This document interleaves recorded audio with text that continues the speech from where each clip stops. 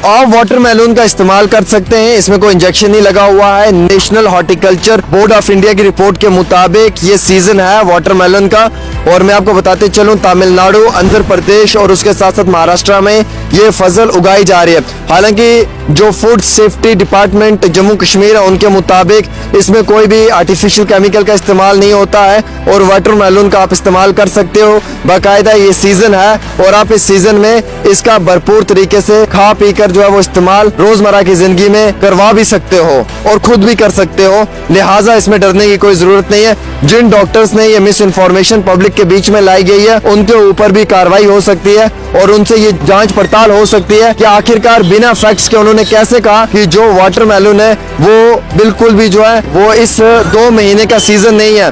हालांकि नेशनल जो horticulture board of India उसकी रिपोर्ट कहती है कि जो वाटरमेलन है उसकी फसल उगाई जा रही है और वो उगते हुए दिखाई दे रही है। तमिलनाडु में, महाराष्ट्र में, आंध्र प्रदेश में और गुजरात में भी है।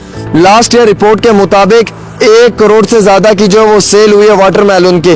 और इस बारी जितने भी फ्रूट वाले काश्तकार हैं वो सारे परेशान हैं कि बिल्कुल एक डॉक्टर ने मिस इन्फॉर्मेशन पब्लिक में देकर लोगों की रोजी रोटी पे लात मारी है। लिहाजा करके इतला आप तक पहुंचा रहा हूं, आप इस वीडियो को शेयर कर सकते हैं।